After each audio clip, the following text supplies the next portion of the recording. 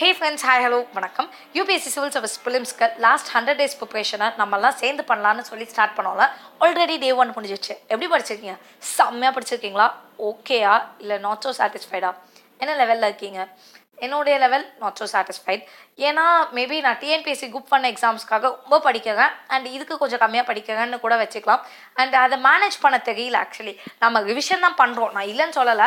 But அப்படியே இருந்தால் கூட திடீர்னு ஒரு என்சிஆர்டி படிக்கிறது அண்ட் இதை தெளிவாக படிக்கணுங்கிற அந்த வேகத்திலேயே ஸ்லோவாக படிக்கிற மாதிரியான ஒரு ஃபீலை எப்பயுமே நம்ம ஒரு எக்ஸாமுக்கு கடைசி டைமில் செம்மையாக படிப்போம். அதாவது நமக்கு புரியாத விஷயங்கள் கூட அந்த டைமில் புரிஞ்சுக்கும். நம்ம செமஸ்டர்லலாம் எப்படி படிச்சுப்போம், செமஸ்டர்லாம் ஃபஸ்ட்டு சீரியஸ் டெஸ்ட்லலாம் எழுதும் போது என்னத்த சொன்னாலும் புரியாது, இப்போ எதையோ எழுதி வச்சுட்டு வாங்கன்னு எழுதி வச்சுட்டு வாங்க. ஆனால் கடைசி செமஸ்டருக்கு முந்தின நாள் படிக்கும் போது என்னென்ன கான்செப்டோ புரியும். அதோட அதிகமாக எக்ஸாம் எழுதிட்டு இருக்கும் போது அதோட அதிகமான கான்செப்ட்ஸ்லாம் புரிஞ்சுட்டு இருக்கோம்ல.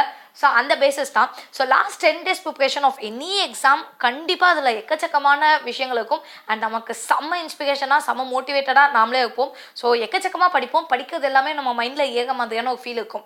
அது டெம்பரரியாக கூட இருக்கலாம், பட் ஸ்டில் அந்த ஒரு ஃபியர்ஸ் இருக்கும். ஸோ இப்போ யூபிஎஸ்சிக்கு வந்துட்டு நம்ம ஒரு சிலபஸ் கொடுத்து அந்த ஃபியர்ஸை குறைச்சிக்க வேணாம் நான் நினைக்கிறேன். ஸோ நெக்ஸ்ட் 10 days நீங்கள் எப்படியும் உங்களை 95% ஆஃப் ஆஸ்பிரன்ஸ் வந்துட்டு குரூப் பண்ண எக்ஸாமும் போட்டிருப்பீங்க. பட் எழுதாமல் வேணாமான்னு யோசனையில் இருப்பீங்க. டோன்ட் வரி, அங்கே என்ன அட்டம்ப்டாக இருக்குது நமக்கு, ஸோ அதெல்லாம் இல்லைல்ல, கண்டிப்பாக எழுதுங்க. அண்ட் இப்போ நம்ம இதுக்கு மேலே யூபிஎஸ்சிக்கு ஃபுல் அண்ட் ஃபுல் ரிவிஷன் மட்டுமே பண்ணலாம். ஸோ நீங்கள் இது வரைக்கும் என்ன படிச்சிங்களோ அதை மட்டுமே படிச்சுட்டு போய் குரூப் 1 எக்ஸாமையும் எழுதுங்க. யூபிஎஸ்சிக்கு அது ரிவிஷனாக இருந்துக்கும்.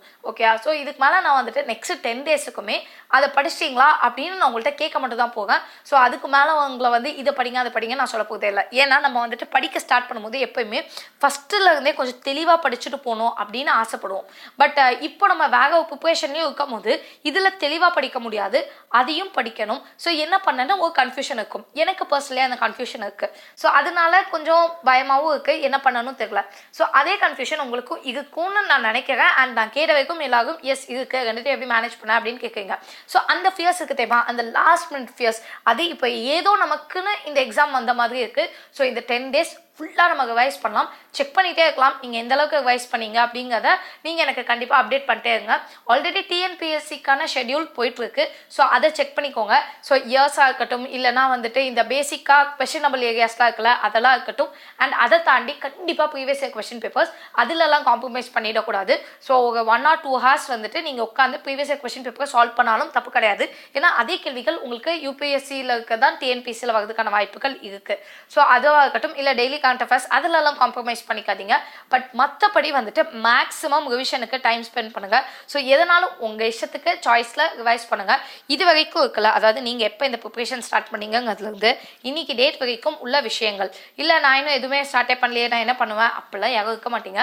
இன்கேஸ் அப்படி இருந்தீங்கன்னா கூட டோன்ட் வரி, இந்த காமன் கொஸ்டினபிள் ஏரியாஸ்லாம் இருக்கல, சில ஃபேக்ட்ஸாக இருக்கட்டும், இல்லைனா வந்துட்டு எக்கனாமிக்ஸில் சில டேர்ம்ஸாக இருக்கட்டும், இந்த ரெவல்யூஷன்ஸோட நேம்ஸாக இருக்கட்டும். ஸோ இந்த மாதிரியான காமன் கொஸ்டினபிள் ஏரியாஸ்லாம் இருக்குல்ல அதிலெல்லாம் கொஞ்சம் கான்சென்ட்ரேட் பண்ணி பார்த்துக்கோங்க. ஸோ இந்த ஆஸ்பெக்ட்ஸ் எல்லாத்துலேயும் நீங்கள் கவர் பண்ணீங்க அப்படின்னாலே ஒரு மேசிவ் அமௌண்ட் ஆஃப் விஷயங்களை நம்மளால் கவர் பண்ண முடியும். ஸோ அந்த வேலையை இப்போ நம்ம ஸ்டார்ட் பண்ணலாம். அண்ட் டெஃபினட்டாக இந்த கோட் உங்களுக்கு தெரிஞ்சிருக்கும். If you can't fly then run, if you can't run then walk, if you can't walk then call, if you can't call at least move your body a little. So இப்போ நம்மளால வந்துட்டு பழக்க முடியல அப்படின்னா அதுக்கு வருத்தப்படக்கூடாது, ஓடணும். ஓடவும் முடியல அப்படின்னா நடக்கலாம், நடக்கவே முடியல அப்படின்னா தவழ்ந்தாது போங்க. தவழக்கூட எனக்கு வழி இல்லை அப்படின்னா அப்போ கூட உங்கள் பாடி கொஞ்சமாக மூவ் பண்ணுங்க. அந்த வேலையை தான் நம்ம பண்ண போகும். ஸோ நமக்கு ஆல்ரெடி உங்கள் கமிட்மெண்ட் இருக்குது அப்படிங்கிற காரணத்தினால நம்ம இதை கொஞ்சம் கம்மி பண்ணிக்குவோம், பட் ரிவைஸ் பண்ணுறோம். படிக்கிறத விட 100% இம்பார்ட்டன்ட் ரிவிஷன். ஸோ அந்த ரிவிஷனை நம்ம ஸ்டார்டிங்லேருந்தே பண்ண ஸ்டார்ட் பண்ணிட்டோம்னா கான்ஃபிடன்ஸ் போகும், வேறு ஒன்றுமே இல்லை. ஸோ இல்லை எனக்கு அதெல்லாம் வேணாம், நீ ஒழுங்காக எனக்கு சிலபஸை கொடு அப்படின்னு நீங்கள் சொன்னீங்கன்னா அதையும் கமெண்ட்டில் லீவ் பண்ணுங்கள். டெஃபினட்டாக சிலபஸ் தங்க இல்லைக்கா பரவாயில்ல நெக்ஸ்ட் 10 daysக்கு நம்ம இப்படியே போகலாம், அதுக்கப்புறம் நம்ம இன்னும் கொஞ்சம் சீரியஸாக ஸ்டார்ட் பண்ணிக்கலாம் நீங்கள் சொன்னீங்கனாலும் அதையும் ஃபாலோ பண்ணுறதுக்கு தயார். ஸோ உங்களுக்கு என்ன வேணுமோ அதை கண்டிப்பாக கமெண்ட்டில் லீவ் பண்ணுங்கள். ஸோ தட் எனக்கும் தெரியும். Let's learn together. அண்ட் கண்டிப்பாக நமக்கு தேவையான அந்த பொசிஷனை ரீச் பண்ணுறதுக்கு நம்ம கொஞ்சம் ஹார்ட் ஒர்க் பண்ணணும்.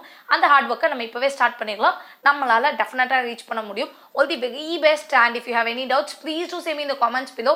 அண்ட் டெலிகிராம் சேனலோட லிங்க் கீழே டிஸ்கிரிப்ஷனில் இருக்கும். ஸோ அதை பார்த்துக்கோங்க. அண்ட் எவ்ரிடே ஈவினிங் 6 o'clock டெஃபினட்டாக இந்த வீடியோ உங்களை வந்து சேரும். ஸோ அதில் என்ன கண்டென்ட் இருக்கணுங்கிறத நீங்கள் சொல்கிறதே நான் கொடுத்துருக்கேன். தேங்க்யூ.